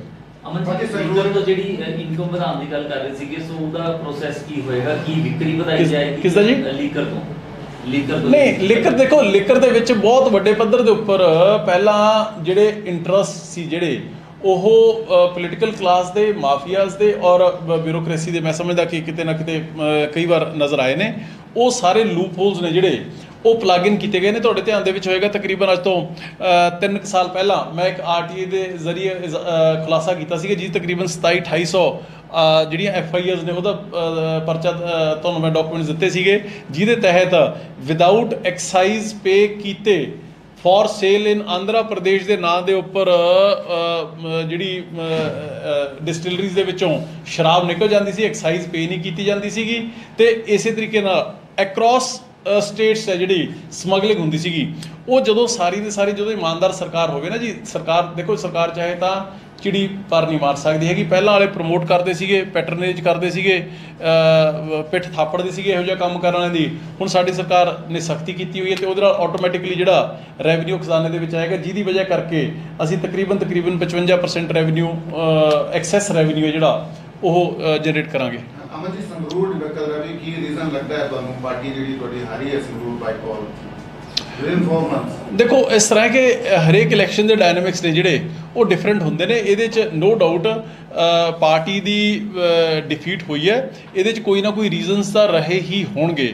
ਇਹਦੇ ਬਾਰੇ ਪਾਰਟੀ ਬੜੀ ਜਲਦੀ ਹੀ ਚਿੰਤਨ ਮੰਥਨ ਹੈ ਜਿਹੜਾ ਉਹ ਕਰੇਗੀ, ਪਰ ਔਰ ਅਸੀਂ ਲੋਕਾਂ ਦਾ ਜਿਹੜਾ ਵਰਡਿਕਟ ਹੈ ਉਹਨੂੰ ਖਿੜੇ ਮੱਥੇ ਪ੍ਰਵਾਨ ਕਰਦੇ ਹਾਂ। ਇਲੈਕਸ਼ਨ ਦੇ ਨਾਲ ਕੋਈ ਇੱਕ ਇਲੈਕਸ਼ਨ ਦੇ ਨਾਲ ਇਹ ਨਹੀਂ ਹੁੰਦਾ ਕਿ ਕੋਈ ਕਿਸੇ ਨੂੰ ਆਪਾਂ ਵਾਈਪ ਆਊਟ ਕਰ ਦਈਏ ਜਾਂ ਕਿਸੇ ਨੂੰ ਕਹੀਏ ਵੀ ਇਹ ਅਨਡਿਫੀਟਡ ਜਿਹੜੇ ਹੈ ਪਾਰਟੀ ਆ ਕੋਈ ਇੰਡੀਵਿਜੂਅਲ ਹੋ ਗਿਆ। ਸੋ ਇਹ ਚੀਜ਼ਾਂ ਚੱਲਦੀਆਂ ਰਹਿੰਦੀਆਂ ਨੇ, ਪਰ ਡੈਫੀਨੇਟਲੀ ਯੈਸ ਜਿਹੜੀ ਚੀਜ਼ ਹੈ ਉਹ ਹੈ। ਇਹਨੂੰ ਅਸੀਂ ਇੰਟਰਨਲੀ ਵਿਦਨ ਆਰ ਹਾਊਸ ਅਸੀਂ ਘਰ ਦੇ ਵਿੱਚ ਆਮ ਆਦਮੀ ਪਾਰਟੀ ਬੈਠ ਕੇ ਇਹਦੇ ਉੱਪਰ ਪੜਚੋਲ ਕਰੇਗੀ ਤੇ ਜੋ ਵੀ ਫੈਕਟ ਸਾਹਮਣੇ ਆਉਣਗੇ ਤੁਹਾਨੂੰ ਦੱਸਾਂਗੇ। ਲੱਗ ਰਿਹਾ ਕਿ ਦਿੱਲੀ ਦਾ ਜੋ ਸਟੈਂਗਲ ਹੋਲਡ ਹੈ ਉਸ ਦੀ ਵਜ੍ਹਾ ਤੋਂ ਦਿੱਲੀ ਦੀ ਜਿਹੜੀ ਇੰਟਰਫੇਰੈਂਸ ਹੈ ਗਵਰਨੈਂਸ ਦੇ ਵਿੱਚ, ਦੇਖੋ ਇਹ ਤੁਹਾਡੀ ਆਪਣੀ ਆਬਜ਼ਰਵੇਸ਼ਨ ਹੋ ਸਕਦੀ ਹੈ, ਕਿਸੇ ਹੋਰ ਇੰਡੀਵਿਜੂਅਲ ਦੀ ਆਬਜ਼ਰਵੇਸ਼ਨ ਹੋ ਸਕਦੀ ਹੈ, ਪਰ ਮੈਂ ਇਹ ਮੰਨ ਕੇ ਚੱਲਦਾ ਕਿ ਔਰ ਜਿਹੜਾ ਕਿ ਫੈਕਟ ਹੈ ਕਿ ਸਾਡੀ ਨੈਸ਼ਨਲ ਪਾਰਟੀ ਹੈ, ਨੈਸ਼ਨਲ ਸਾਡੇ ਜਿਹੜੇ ਕਨਵੀਨਰ ਸ਼੍ਰੀ ਅਰਵਿੰਦ ਕੇਜਰੀਵਾਲ ਜੀ ਉਹ ਬੜੇ ਕਾਮਯਾਬ ਤਰੀਕੇ ਦੇ ਨਾਲ ਦਿੱਲੀ ਦੇ ਵਿੱਚ ਪਿਛਲੇ 8 ਸਾਲ ਤੋਂ ਸਰਕਾਰ ਚਲਾ ਰਹੇ ਨੇ ਔਰ ਉਹਨਾਂ ਨੇ ਇੱਕ ਗਵਰਨੈਂਸ ਦਾ ਮਾਡਲ ਹੈ ਜਿਹੜਾ ਉਹ ਬੇਮਿਸਾਲ ਗਵਰਨੈਂਸ ਮਾਡਲ ਇਕੱਲੇ ਮੁਲਕ ਨੂੰ ਨਹੀਂ ਪੂਰੀ ਦੁਨੀਆ ਨੂੰ ਦਿੱਤਾ ਹੈ। ਤੇ ਜਦੋਂ ਤੁਸੀਂ ਸਰਕਾਰ ਚਲਾਉਣੀ ਹੈ ਤੇ ਚੰਗਾ ਕਿਤੋਂ ਵੀ ਕੁਝ ਸਿੱਖਣ ਨੂੰ ਮਿਲਦਾ ਹੋਵੇ ਤੇ ਸਿੱਖਣਾ ਚਾਹੀਦਾ, ਉਹ ਤਾਂ ਫਿਰ ਸਾਡੇ ਆਪ ਦੇ ਲੀਡਰ ਨੇ, ਸਾਡੇ ਆਈਡਲ ਨੇ, ਸਾਡੇ ਕੀ ਲੱਖਾਂ ਪੰਜਾਬੀਆਂ ਦੇ ਦੇਸ਼ ਵਾਸੀਆਂ ਦੇ ਹੀਰੋ ਨੇ। ਉਹਨਾਂ ਨੇ ਇਹੋ ਜਿਹਾ ਮਾਡਲ ਦਿੱਤਾ ਜਿਹੜਾ ਅੱਜ ਤੱਕ ਕਦੇ ਕਿਸੇ ਨੇ ਸੋਚਿਆ ਵੀ ਨਹੀਂ ਸੀਗਾ, ਤੇ ਜੇ ਉਹਨਾਂ ਤੋਂ ਗਾਈਡੈਂਸ ਰਾਏ ਔਰ ਸਲਾਹ ਲਈ ਜਾਂਦੀ ਹੈ ਤੇ ਇਹਦੇ ਵਿੱਚ ਗਲਤ ਕੀ ਹੈ। ਸੋ ਇਸ ਕਰਕੇ ਇਹ ਬੜਾ ਇਰਰੈਲੇਵੈਂਟ ਸਵਾਲ ਹੈ। ਅਮਨ ਜੀ ਇਹਨਾਂ ਦੇ ਨਾਲ ਹੀ ਜੁੜਦੀ ਗੱਲ ਹੈਗੀ ਹੈ ਕਿ ਸਿੱਧੂ ਮੂਸੇਵਾਲੇ ਦਾ ਜਿਹੜਾ ਕਤਲ ਹੋਇਆ ਉਹ ਵੀ ਕਿਤੇ ਨਾ ਕਿਤੇ ਕੁਝ ਵਜ੍ਹਾ ਰਿਹਾ, ਕਿਉਂਕਿ ਸਿਮਰਨਜੀਤ ਸਿੰਘ ਮਾਨ ਦੇ ਲਈ ਇਹ ਗੱਲ ਸੀਗੀ ਕਿ ਉਹ ਪ੍ਰਚਾਰ ਕਰਨਗੇ। ਸੋ ਇੱਕ ਉਹ ਭਾਵਨਾ ਵੀ ਜਿਹੜੀ ਤੁਸੀਂ ਦੇਖੋ ਮੈਂ ਤੁਹਾਡੇ ਨਾਲ 100% ਸਹਿਮਤ ਹਾਂ ਇਸ ਗੱਲ ਤੇ। ਮੇਰੀ ਆਪਣੀ ਮੈਂ ਜੇ ਤੁਹਾਨੂੰ ਕਹਾਂ ਵੀ ਇਹ ਕੋਈ ਪਾਰਟੀ ਦੀ ਜਾਂ ਸਰਕਾਰ ਦੀ ਰਾਏ ਹੈ ਉਹ ਨਹੀਂ ਹੈਗੀ, ਕਿਉਂਕਿ ਉਹਦੇ ਬਾਰੇ ਹਜੇ ਕੱਲ੍ਹ ਰਿਜ਼ਲਟ ਆਏ ਨੇ, ਹਜੇ ਕੋਈ ਡਿਸਕਸ਼ਨ ਨਹੀਂ ਹੋਈ ਹੈਗੀ। ਅੱਜ ਬਜਟ ਸੀਗਾ, ਪਰ ਮੇਰੀ ਨਿੱਜੀ ਤੌਰ 'ਤੇ ਰਾਏ ਹੈ ਕਿ ਹਾਂ ਉਹਦੇ ਨਾਲ ਵੀ ਬਹੁਤ ਵੱਡਾ ਫਰਕ ਹੈ ਜਿਹੜਾ ਉਹ ਪਿਆ। ਉਹਦੇ ਵਿੱਚ ਦੋ ਚੀਜ਼ਾਂ ਦਾ ਇਫੈਕਟ ਹੈ ਜਿਹੜਾ ਉਹ ਪਿਆ। ਇੱਕ ਤਾਂ ਜਿਹੜਾ ਯੂਥ ਸੀਗਾ, ਯੂਥ ਸਿਮਰਨਜੀਤ ਸਿੰਘ ਮਾਨ ਦੇ ਨਾਲ ਜੁੜ ਗਿਆ ਔਰ ਜਿਹੜੇ ਸ਼ਹਿਰੀ ਅਰਬਨ ਲੋਕ ਸੀਗੇ ਉਹ ਬੀਜੇਪੀ ਵੱਲ ਥੋੜ੍ਹਾ ਜਿਹਾ ਇਸ ਚੀਜ਼ ਦੇ ਨਾਲ ਟਿਲਟ ਹੋਏ ਨੇ, ਜਿਹਦੀ ਵਜ੍ਹਾ ਕਰਕੇ ਸਾਨੂੰ ਥੋੜ੍ਹਾ ਨੁਕਸਾਨ ਹੋਇਆ। ਮੇਰੀ ਆਪਣੀ ਇੰਡੀਵਿਜੂਅਲ ਆਬਜ਼ਰਵੇਸ਼ਨ ਹੈ, ਮੈਂ ਗਲਤ ਵੀ ਹੋ ਸਕਦਾ। ਸਿਮਰਨਜੀਤ ਸਿੰਘ ਮਾਨ ਓਪਨ ਪ੍ਰੋਟੈਗਨਿਸਟ ਨੇ ਖਾਲਿਸਤਾਨ ਦੇ, ਇਹਨੂੰ ਕਿੱਦਾਂ ਦੇਖਦੇ ਹੋ ਤੁਸੀਂ? ਸੰਗਰੂਰ ਦੇ ਵਿੱਚ ਜਿਹੜਾ ਇਹਨਾਂ ਦੀ ਜਿੱਤ ਹੋਈ ਹੈ ਉਸ ਦੇ ਵਿੱਚ ਦੇਖੋ ਮੈਂ ਤਾਂ ਖੈਰ ਇਲੈਕਸ਼ਨ ਤੋਂ ਪਹਿਲਾਂ ਹੀ ਕਹਿ ਦਿੱਤਾ ਸੀਗਾ ਕਿ ਇਹ ਤਾਂ ਲੋਕਾਂ ਨੇ ਦੇਖਣਾ ਹੈ ਕਿ ਉਹਨਾਂ ਨੇ ਕਿਸ ਨੂੰ ਚੂਜ਼ ਕਰਨਾ ਹੈ। ਸਵਾਲ ਇਹ ਨਹੀਂ ਹੈ ਕਿ ਅੱਜ ਕੌਣ ਜਿੱਤਿਆ ਔਰ ਕੌਣ ਹਾਰਿਆ, ਸਵਾਲ ਇਹ ਹੈ ਕਿ ਕਿਸ ਆਈਡੀਓਲੋਜੀ ਨੂੰ ਅਸੀਂ ਨੋ ਡਾਊਟ ਮੈਂ ਫਿਰ ਦੁਬਾਰਾ ਕਹਿਣਾ ਕਿ ਹੱਥ ਜੋੜ ਕੇ ਆਮ ਆਦਮੀ ਪਾਰਟੀ ਵੱਲੋਂ ਸੰਗਰੂਰ ਲੋਕਾਂ ਦੇ ਹਲਕੇ ਦੇ ਲੋਕਾਂ ਦਾ ਜਿਹੜਾ ਫਤਵਾ ਹੈ ਉਹ ਸਿਰ ਮੱਥੇ ਪ੍ਰਵਾਨ ਹੈ। ਪਰ ਡੈਫੀਨੇਟਲੀ ਇਲੈਕਟੋਰੇਟ ਨੂੰ ਲੋਕ ਜਿਹੜੇ ਸਰਕਾਰਾਂ ਲੀਡਰਾਂ ਨੂੰ ਚੁਣਦੇ ਨੇ ਇਹ ਜ਼ਰੂਰ ਧਿਆਨ ਦੇ ਵਿੱਚ ਰੱਖਣਾ ਚਾਹੀਦਾ ਕਿ ਕਿਸ ਆਈਡੀਓਲੋਜੀ ਨੂੰ ਆਪਾਂ ਪ੍ਰਮੋਟ ਕਰ ਰਹੇ ਹਾਂ। Sir Simranjit Singh Mann from day 1 ਆਪਾਂ ਨੂੰ ਸਾਰਿਆਂ ਨੂੰ ਕਿ ਸਾਰੀ ਦੁਨੀਆ ਨੂੰ ਕਲੀਅਰ ਹੈ, ਪਰ ਚਲੋ ਇਹਦੇ 'ਚ ਕੀਤਾ ਕੀ ਜਾ ਸਕਦਾ। ਸਾਡੇ ਸੰਗਰੂਰ ਦੇ ਲੋਕ ਨੇ ਜਿਹੜੇ ਉਹ ਇਮੋਸ਼ਨਲ ਲੋਕ ਨੇ, ਕਈ ਵਾਰੀ ਇਮੋਸ਼ਨਸ ਦੇ ਨਾਲ ਫੈਸਲਾ ਜਿਹੜਾ ਉਹ ਕਰ ਜਾਂਦੇ ਨੇ, ਪਰ ਮੈਂ ਸਮਝਦਾ ਕਿ ਇਹ ਤਾਂ ਹਰੇਕ ਉਹਨਾਂ ਦੇ ਜੋ ਫੈਸਲਾ ਕੀਤਾ ਸਾਨੂੰ ਤਾਂ ਸਿਰ ਮੱਥੇ ਪ੍ਰਵਾਨ ਹੈ। ਸਰਕਾਰ ਬਣਨ ਤੋਂ ਪਹਿਲਾਂ ਅਰਵਿੰਦ ਕੇਜਰੀਵਾਲ ਕਈ ਚੈਨਲ ਨੂੰ ਇੰਟਰਵਿਊ ਦਿੰਦੇ ਨੇ, ਉਹਦੇ ਵਿੱਚ ਕਹਿੰਦੇ ਨੇ ਕਿ ਕੁਝ ਆંકੜਿਆਂ ਦਾ ਜ਼ਿਕਰ ਕਰਦੇ ਨੇ ਕਿ ਮੈਂ ਇੱਥੋਂ ਪੈਸੇ ਕੱਢੂੰਗਾ, ਮੈਂ ਇੱਥੋਂ ਪੈਸੇ ਕੱਢੂੰਗਾ ਔਰ 1000 ਰੁਪਏ ਮਹਿਲਾਵਾਂ ਨੂੰ ਦਊਂਗਾ, ਕਰ ਜਿਹੜਾ ਰਾਸ਼ਨ ਪਹੁੰਚਾਊਂਗਾ ਐਂਡ ਔਰ ਜਿਹੜੀ ਵੀ ਗਾਰੰਟੀ ਸੀਗੀਆਂ ਉਹ ਸਾਰੀ ਸ਼ੋਅ ਕਰ ਰਹੀ ਸੀ। ਉਹ ਆંકੜਾ ਕਿੱਥੇ ਕੰਮ ਆਇਆ ਆਪਣੇ? ਕਿਉਂ ਨਹੀਂ ਸੁਣੋ, ਆંકੜਾ ਤੁਹਾਡੇ ਕੰਮ ਆਇਆ ਕਿਉਂਕਿ ਤੁਸੀਂ ਕਹਿ ਰਹੇ ਹੋ ਕਿ 1000 ਰੁਪਏ ਦੀ ਗਾਰੰਟੀ ਅਗਲੇ ਸਾਲ ਤੱਕ ਗੱਲ ਚਲੇਗੀ। ਨਹੀਂ ਸੁਣੋ ਇਹ ਜ਼ਰੂਰੀ ਨਹੀਂ ਹੁੰਦਾ ਕਿ ਹਰੇਕ ਚੀਜ਼ ਤੁਸੀਂ ਬਜਟ ਦੇ ਉੱਪਰ ਹੀ ਕਰਦੇ ਹੋ। ਤੁਸੀਂ ਜੇ ਗਵਰਨਮੈਂਟ ਫੈਸਲਾ ਕਰ ਲੇ ਤਾਂ ਮਿਡ ਟਰਮ ਵੀ ਕੀਤਾ ਜਾ ਸਕਦਾ। ਨੰਬਰ 1 ਮੈਂ ਤੁਹਾਨੂੰ ਸਾਰੀਆਂ ਫਿਗਰਸ ਨੇ ਜਿਹੜੀਆਂ ਉਹ ਦਿੱਤੀਆਂ ਨੇ ਕਿ ਪੰਜਾਬ ਦੇ ਇਸ ਸਮੇਂ ਵਿੱਤੀ ਹਾਲਾਤ ਕੀ ਨੇ, ਕਰਜ਼ੇ ਦੀ ਪੰਡ ਕਿੰਨੀ ਹੈ, ਕਿੰਨਾ ਰੈਵਨਿਊ ਆ ਰਿਹਾ ਹੈ ਤੇ ਕਿੰਨਾ ਖਰਚਾ ਜਾ ਰਿਹਾ ਹੈ। ਉਹਨਾਂ ਹਾਲਾਤਾਂ ਦੇ ਵਿੱਚ ਭਾਈ ਸਾਹਿਬ ਜੇ ਅਸੀਂ 300 ਯੂਨਿਟ ਬਿਜਲੀ ਹਰ ਘਰ ਨੂੰ, ਜਿਹਦੇ ਨਾਲ 80% ਲੋਕ ਸਿੱਧਾ ਬੈਨੀਫਿਟ ਹੋ ਰਹੇ ਨੇ, ਨੰਬਰ 1, ਔਰ ਉਸ ਤੋਂ ਬਾਅਦ ਰਾਸ਼ਨ ਦੀ ਆਟੇ ਦੀ ਹੋਮ ਡਿਲੀਵਰੀ ਅਸੀਂ ਆਉਣ ਵਾਲੇ ਦਿਨਾਂ ਦੇ ਵਿੱਚ ਸ਼ੁਰੂ ਕਰਨ ਜਾ ਰਹੇ ਹਾਂ। ਤੇ ਮੈਂ ਸਮਝਦਾ ਕਿ ਇਹ ਵੀ ਕੋਈ ਛੋਟੀ ਅਚੀਵਮੈਂਟ ਨਹੀਂ ਹੈ। ਜਿਹੜੀ ਗੱਲ ਤੁਸੀਂ ਕਹੀ ਹੈ 1000 ਰੁਪਏ ਵਾਲੀ, ਅਸੀਂ ਕਮਿਟਡ ਕੱਲ੍ਹ ਵੀ ਸੀ, ਅੱਜ ਵੀ ਹਾਂ ਤੇ ਕੱਲ੍ਹ ਨੂੰ ਵੀ ਹੋਵਾਂਗੇ। ਕੋਈ ਦੇਰ ਸਵੇਰ ਜ਼ਰੂਰ ਥੋੜੀ ਜ਼ਰੂਰ ਹੋ ਸਕਦੀ ਹੈ, ਪਰ ਅਸੀਂ ਆਪਣੇ ਵਾਅਦੇ ਨੂੰ 100% ਆਉਣ ਵਾਲੇ ਸਮੇਂ ਦੇ ਵਿੱਚ ਪੂਰਾ ਕਰਾਂਗੇ। ਪਰ ਧੂੜ ਚੋਕਣ ਦੀ ਗੱਲ ਕੀਤੀ ਜਾ ਰਹੀ ਹੈ, ਇਹਦੇ ਵਿੱਚ ਕਿਹਾ ਜਾ ਰਿਹਾ ਕਿ ਦਰੁਗੇ ਦੇ ਵੱਲੋਂ ਧੂੜ ਚੋਕੀ ਗਈ ਹੈ, ਭਾਵੇਂ ਉਹ ਕਾਹਦੀ? ਦੇਣ ਦੀ ਗੱਲ ਕੀਤੀ ਜਾਵੇ, ਕਿਉਂਕਿ 300 ਯੂਨਿਟ ਤੇ ਬਿਜਲੀ ਮੰਤਰੀ ਦਾ ਜਦੋਂ ਬਿਆਨ ਸਾਹਮਣੇ ਆਉਂਦਾ ਤਾਂ ਕਿਲੋਵਾਟ ਜਿਹੜੇ ਨੇ ਉਹਨਾਂ ਦੇ ਵੱਲੋਂ ਦੱਸੇ ਜਾਂਦੇ ਨੇ। ਦੇਖੋ ਤਰੀਕੇ ਜਿਹੜੇ ਨਾਲ ਧੂੜ ਚੋਕਣ ਵਾਲੀ ਤਾਂ ਗੱਲਾਂ ਇਹ ਕਿਸੇ ਪੰਜਾਬੀ ਨੇ ਤਾਂ ਨਹੀਂ ਕਿਹਾ ਹੋਣੇ, ਜਿਹੜੇ ਲੀਡਰ ਨੇ ਜਿਨ੍ਹਾਂ ਦੀ ਦੁਕਾਨਦਾਰੀ ਬੰਦ ਕਰਤੀ ਉਹ ਜ਼ਰੂਰ ਕਹਿੰਦੇ ਹੋਣਗੇ, ਸੋ ਉਹਨਾਂ ਨੂੰ ਸਾਨੂੰ ਮੈਟਰ ਨਹੀਂ ਕਰਦੇ। ਪੁਆਇੰਟ ਜ਼ਰੂਰ ਹੈਗਾ ਜਿਹੜੀ ਹੁਣ ਕੇਵੀ ਵਾਲੀ ਆ ਗਈ ਨਾ ਗੱਲ ਵਿੱਚ, ਕਿਉਂਕਿ ਜਿਸ ਟਾਈਮ ਦੇ ਵਿੱਚ ਇਲੈਕਸ਼ਨ ਦੇ ਵਿੱਚ ਗੱਲ ਕੀਤੀ ਗਈ ਸੀ ਉਦੋਂ ਕੀਤੀ ਗਈ ਸੀ ਵੀ ਸਾਰਿਆਂ ਦੇ ਲਈ 300 ਯੂਨਿਟ ਦਿੱਤੀ ਜਾਊਗੀ। Sir please try to understand, ਇਹਦੇ ਨਾਲ ਵੀ 80% ਲੋਕਾਂ ਨੂੰ ਬੈਨੀਫਿਟ ਹੋ ਰਿਹਾ ਹੈ।